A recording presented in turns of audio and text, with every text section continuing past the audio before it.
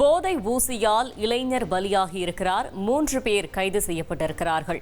மேலும் விவரங்களை செய்தியாளர் சசிதரன் வழங்கிட கேட்கலாம். சசிதரன், வணக்கம். இந்த சம்பவத்தில் முதற்கட்ட விசாரணையில் என்னென்ன தகவல் கிடைத்திருக்கிறது?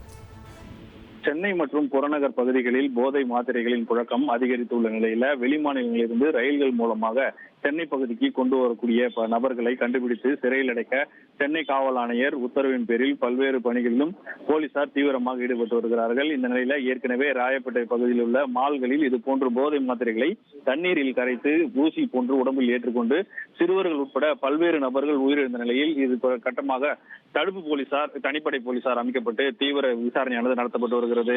இந்த சம்பவம் அடங்குவதற்குள் திருவல்லிக்கேணி பகுதியில் 14ஆம் தேதி கடந்த மொய்தீன் என்கிற ஒரு இளைஞர் ஊசி செலுத்திக் கொண்டு உயிரிழந்திருக்கிறார்.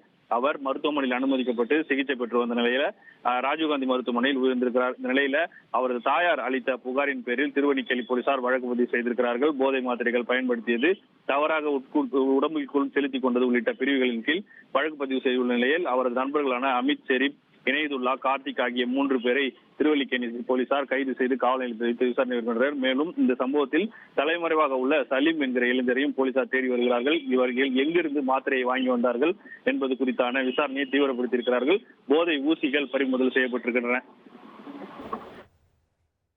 தகவல்களுக்கு நன்றி சசிதரன். தந்தி டிவியை உங்கள் கேபிள் டிவி ஆபரேட்டரிடம் இலவசமாக கேட்டு பெறுங்கள்.